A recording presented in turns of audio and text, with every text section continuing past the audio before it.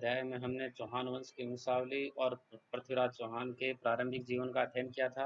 अब इस वीडियो में हम उससे आगे के भाग का अध्ययन करेंगे। ये वो किरदार है, अगर ये किरदार नहीं होता तो भारत पर तुर्कों का अधिकार नहीं।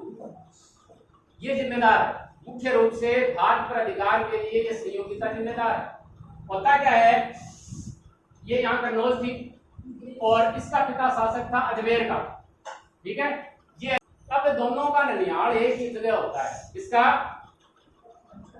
संयोगिता का भी और पृथ्वीराज का। तो कहते हैं कि जी दोनों नांदेड़ गए हुए थे और दोनों ने वहां पर एक दूसरे को देख, और चूंकि उम्र हो गई थी तो एक दूसरे को पसंद कर ली, है ना। और जो भी है आपस में ये शादी करना चाहते हैं, लेकिन ये बात पता चल जाती है किसको, किसको कौन है यहाँ पर, जयचंद्र, यानी इसके पिता को पता चल जाती है। तो ये इसकी चोटी पकड़ के वापस की कन्नौज आ गई, क्योंकि वो मेरा दुश्मन है और दुश्मन से मैं मेरी बेटी की शादी नहीं करूँ। चोटी पकड़ के लिए आया, ये भी यहाँ क्या करता है, ये भी वापस अजमेर आ गया। आगे ये हुआ जो भी हुआ। अब क्या करा रहा था जयचंद्र गढ़वाल है, वो एक राजसूय यज्ञ करवा रहा। राजसूय यज्ञ जानते हो ना, जब राजा बनता है कोई राजा तो जिस यज्ञ का आयोजन करता है कि जी राजा के अंदर देवीय शक्ति आ गई है, अब ये देवता बढ़ गया है, वो तो यज्ञ होता है। वो कौन सा यज्ञ होता है, राजसूय। तो देवता विराजमान कर रहे थे उस समय, साथ में कर दिया जी संयोग,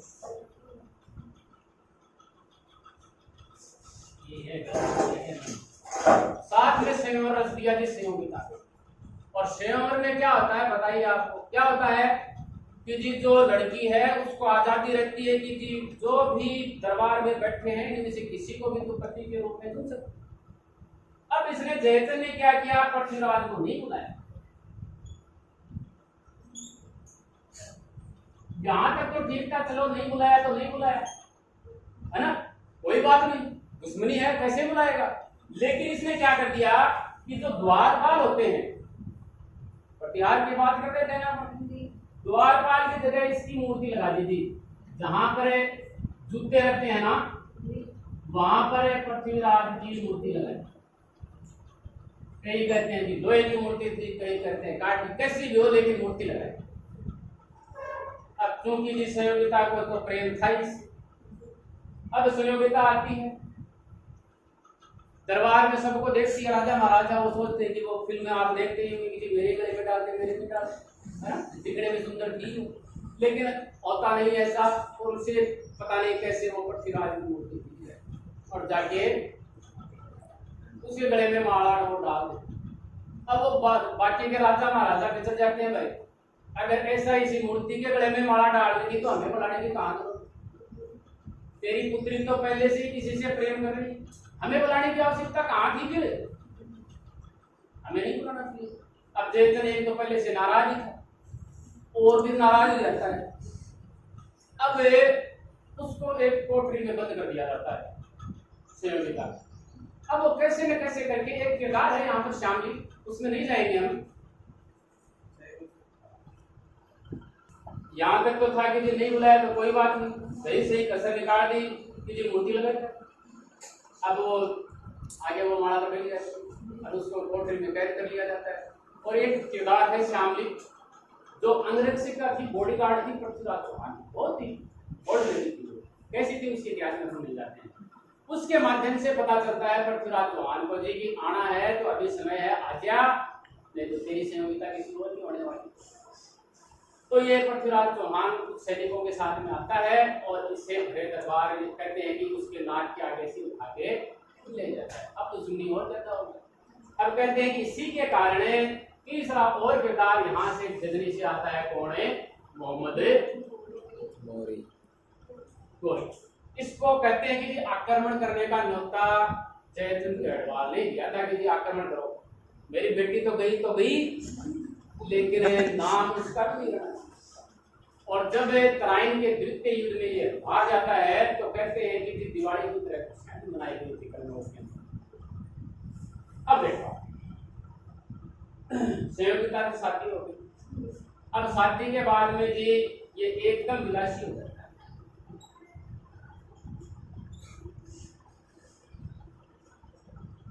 यानी संयोगिता के चक्कर में ही पड़ा रहता है सारे कुछ। कई कोशिश करते हैं, कई राजा महाराजा आते हैं कि जी उधर से गोरी आ रहा है, लेकिन ये ध्यान नहीं देता। ध्यान है इसलिए भी सिर्फ एक ही व्यक्ति को अंदर जाने की इजाजत थी, वो इसका मित्र था, दोस्त था, चंद्रवरदायी, और कोई अंदर जा नहीं सकता। और चंद्रवरदायी भी क्या कर सकता था, सिर्फ संयोगिता को चिट्ठी दे सकता था। संयोगिता को चिट्ठी देता, संयोगिता को चिट्ठी को फाड़ देता, पृथ्वीराज चौहान तक बात पहुंच गई। तो इस प्रकार से काफी समय निकल जाता है। और इसकी एक बहन थी प्रथा, पृथ्वीराज, और इसके पति का नाम था समर सिंह। ये आते थे, ये भी वही कोशिश करते, लेकिन फिर मिलने में सफल नहीं। 4 दिन निकल जाते हैं। फिर एक दिन वो नहाने के लिए गई, पीछे से लेटर जाता है तो पृथ्वीराज के हाथ लग जाता है। अब हाथ लग गया तो ये क्या हो रहा है, उधर से गोली आ रहा है, मुझे पता ही नहीं है। बोले महाराज काफी दिन हो गए, हम तो बहुत कोशिश कर रहे हैं, लेकिन आपके आगे और ही समस्या है और वो उस समस्या की तरफ ध्यान ही नहीं देगी। तो ये फिर बाहर। इससे पहले त्राइन का प्रथम युद्ध हो जाता है 1191 के अंदर, उसकी बात करते हैं पहले।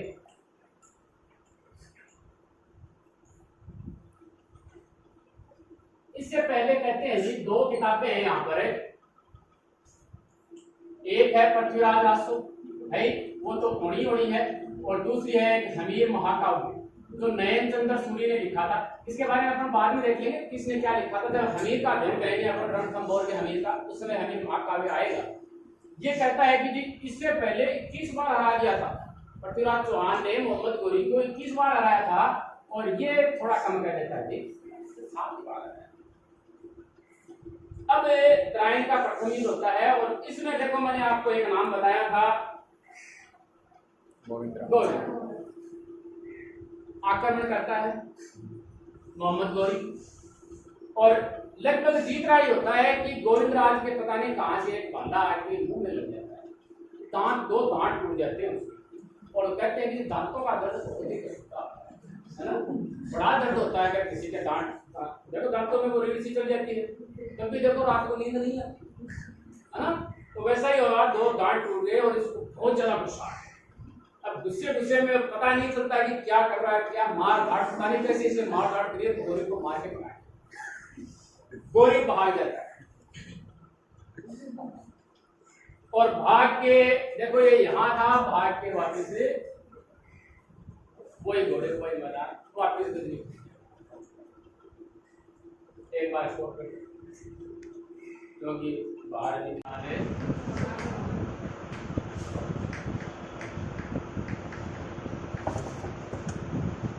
यहाँ पर 2 उपाधियां भी इसकी, एक आय थोड़ा है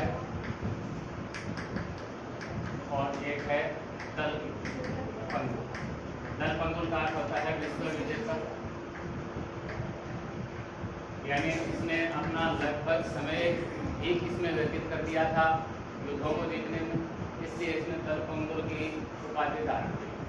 अब अपन देख रहे थे कि जिस त्राइन का प्रथम युद्ध हो गया, कब हुआ था, गौरी जी वापस चले जाते हैं,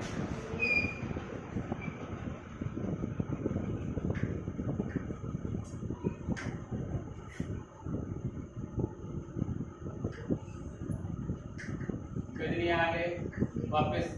ये यहाँ त्राइन का मैदान है, और ये यहाँ से कहाँ आ जाता है, अजमेर जो भी है या दिल्ली, त्राइन के मैदान से। और त्राइन कहाँ है, हरियाणा। यानी लगभग जो युद्ध है पहले अपने चर्चा करी है, जो भी है त्राइन है, कुरुक्षेत्र है, पानीपत है, लगभग युद्ध हरियाणा में लड़े गए है ना। अब देखो कृष्ण जी भगवान है, उनको रासलीला रचानी थी तो वो मथुरा चले गए है ना, लेकिन युद्ध लड़ना था तो वो भी कुरुक्षेत्र में आ गए थे, हरियाणा में आ गए थे, क्योंकि वहाँ पर एक समतल मैदान है, कोई पहाड़ वगैरह कुछ है नहीं,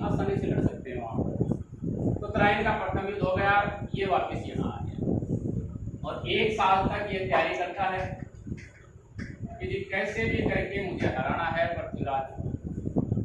और ये जो महाराज हैं यहाँ पर कौन है, पृथ्वीराज, ये नई भगा के लाए थे किसको, ये संयोगिता के रास में रम जाते हैं, यानी इसी से वो किताब है पृथ्वीराज, है ना। ये एकदम ध्यान नहीं देते। अपने चर्चा करी है पहले कि जी लास्ट में जो सम्मत सिंह आता है, इसका पढ़े यानी प्रथा का पति, तब वो बाहर निकलता है, इससे पहले वो बाहर ही निकलता है। सुंदर बताए फिर अंत में कहता है कि महाराज इस गोरी को छोड़ो और वो गोरी आ रहा है वापस, उस गोरी से लड़ो। यानी ये 1 साल तैयारी करके वापस यहाँ आ जाता है। उस समय ये कहता है जी आ जाओ आप यहाँ, इस गोरी के चक्कर में मत रहो, अब उस गोरी से निपटना है। वापस यहाँ आ जाते हैं, लगभग बिना तैयारी के आता है। इसके पास लगभग 1,20,000 सैनिक होते हैं, लेकिन ये जो सेना थी उसके साथ ही चला जाता है कि जी पहले हराया है फिर आगे लगातार हराते आए हैं, कौन सा छोड़ेंगे, अब की बार भी नहीं छोड़ेंगे। कहते हैं कि जी ये यहाँ पर आके पहले लाहौर में आता है और लाहौर में आने के बाद में इसको कहता है कि जी आप मेरे से मुकाबला न करें, लेकिन आप इस्लाम धर्म कबूल कर ले तो मैं आपको बख्श दूंगा। क्योंकि पूरी तैयारी के साथ रहता है, इसको विश्वास था और इसे भी अपनी जीत पर विश्वास था कि हर बार हराया, अब की बार भी हरा दूंगा। तो ये भी इस्लाम धर्म कबूल नहीं करता है और कभी आ जाओ आप तराइन के मैदान में, वही घोड़े वही मैदान वही लड़ेंगे आप। अब ये अपने साथ में वो दांत टूटा हुआ जो कौन था, गोविंदराज, उसे ले जाता है और बाकी की जो सेना है उसके साथ में तराइन में पहुंच जाता है। कहते हैं काफी दिनों से ये लड़ा नहीं था, 1 साल तक इसने कुछ ऐसा करा ही नहीं, अपनी बॉडी फिटनेस इसने बनाई नहीं, तो बहुत बड़ा सूरवीर था, लेकिन ऐसे चला जाता है। फिर भी कहते हैं कि यहाँ तराइन के मैदान में जाने के बाद भी कौन, मोहम्मद गोरी है, इससे संधि करने का प्रस्ताव भेजता है कि जी आप संधि कर लें, हम आपसे युद्ध करने नहीं आए हैं, ये मेरे भाई ने कहा है। इसके भाई का नाम क्या था, गयासुद्दीन। अपन ने तुर्क आक्रमण में देखा था कि गयासुद्दीन है, गौर से गजनी आता है, गजनी पर आक्रमण करके अपने भाई को वहां का गवर्नर बनाता है। कहता है कि मेरे भाई ने कहा है कि संधि करो, ये क्या है, संधि कर लेंगे। संधि का नाम सुना और इसके जो सैनिक थे वो जी अब चलो संधि होने वाली है, तो होगा नहीं, तो पार्टी सार्टी कर लेते हैं। तो ये पार्टी वार्टी में रम जाते हैं और वो उधर युद्ध की तैयारी करके आए थे बढ़िया तरीके से। अब सुबह सुबह का समय था, ये इधर उधर बिखर रहे थे, सुबह का तो नित्य क्रम जो भी काम करना पड़ता है उसके लिए बिखर रहे थे और उधर वो जा रहे थे कि जी हम इसी समय इसको सटा देंगे। तो बिखरी हुई सेना पर आक्रमण कर देता है मोहम्मद गोरी और तराइन के द्वितीय विश्व जो युद्ध है उसका परिणाम पहले के बजाय और से निकलता है ना। और पृथ्वीराज इस युद्ध के अंदर हार जाता है। और हारने का मुख्य कारण क्या था जी, संयोगिता की कहानी को लगभग इतिहासकार नहीं मानते कि जी सिर्फ रोचक बनाने के लिए है और वरना कोई औचित्य है नहीं। लेकिन एक इतिहासकार है जी दशरथ शर्मा, इसने एक पुस्तक लिखी है the early Chauhan dynasties.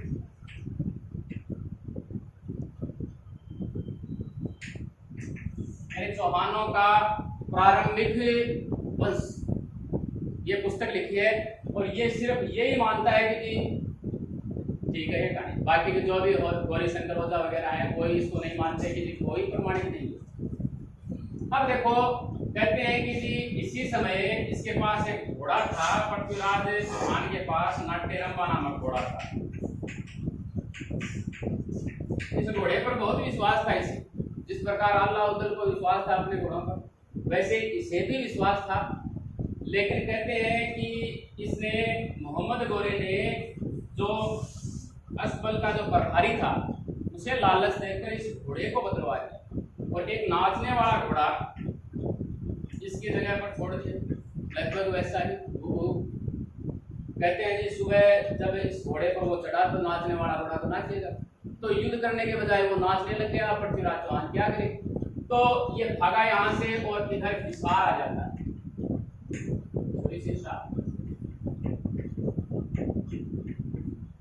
Sirsa नामक स्थान पर पहुंच जाता है और पीछे पीछे मोहम्मद गोरी के सैनिक भी पहुंच जाते हैं और इसको पीछा करके यहाँ पर मार दिया।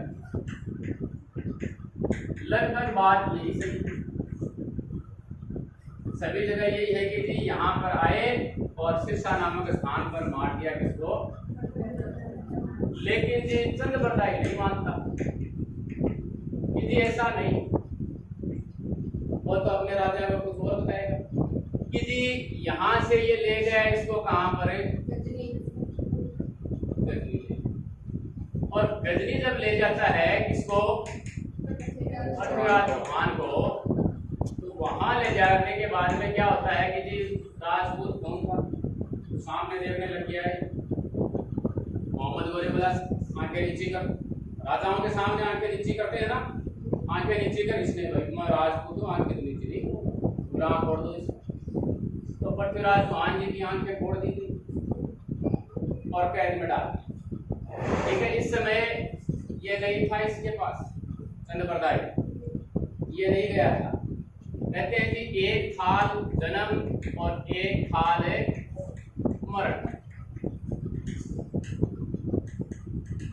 यानी ये साथ ही जन्मे थे और साथ ही मरे। अब होता क्या है कि इसका पुत्र होता है चंद्रबरदाई का जलहन। देख पुस्तक जलहन चले चंद्रबरदाई नृपकाज, यानी इसे पुस्तक दी और अपने राजा के काज में यानी राजा की सेवा में चले, वो कहाँ, गजनी पहुंच गए। गजनी पहुंचने के बाद भी ये कहते हैं कि जी हमारे राजा में अब भी बहुत सारी विशेषताएं हैं, आंख थोड़ा हुआ भी है, बहुत कुछ काम कर सकता है, तो क्या कर सकता है, बोले वे आवाज के ऊपर ये तीर यानी शब्द भेदी बाण चला सकता है। बोले ये कला तो हमारे देखी हुई नहीं, ये भी देख लेते हैं कि आंख थोड़ा हुआ भी कैसे ये कला हमें दिखा सकता है।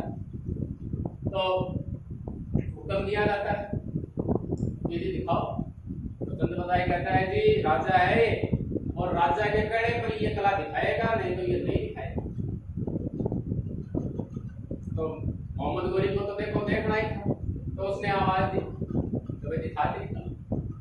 तो चंद्रबरदाई उस समय कहता है 4 बांस 24 गज अंगुल अष्ट प्रमाण का ऊपर सुल्तान मत चुके, यानी यहाँ से 4 बांस 24 गज और अंगुल अष्ट इतने आप नापो तो वहां कौन है जी, मोहम्मद गोरी जी बैठे इसके ऊपर बैठे हैं और मत तो का प्रमाण दो खत्म कर दे।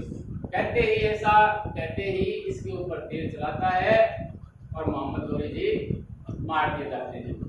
अब जी इसके ऊपर इल्जाम लग गया पृथ्वीराज चौहान पर, इल्जाम लग गया, लगवाया किसने, चंद्रबरदाई ने। तो चंद्रबरदाई कहते हैं कि जी अपने राजा की हत्या कर देता है, उसके चूरा गांव के उसको मार दिया और फिर स्वयं को मार दिया। तो एक थाल जन्म और एक थाल मरण हो जाता है। ये बताता है कौन है, पृथ्वीराज राष्ट्र बताती है कि जी ऐसा हुआ। एक अन्य और लेखक आते हैं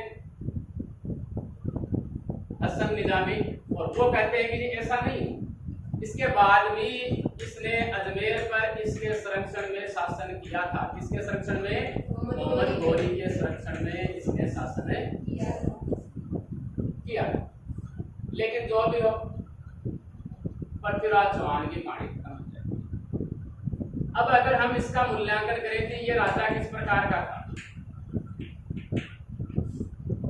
बहुत वीर था, साहसी था, कोई कमी नहीं थी हर प्रकार के युद्धों में। जब तक ये क्राइम के जीतते युद्ध में नहीं हार गया, उससे पहले किसी युद्ध में नहीं हारा था। लेकिन इसमें फिर भी कई दोष रह जाते हैं कि इसमें कूटनीति और दूरदर्शिता का अभाव था।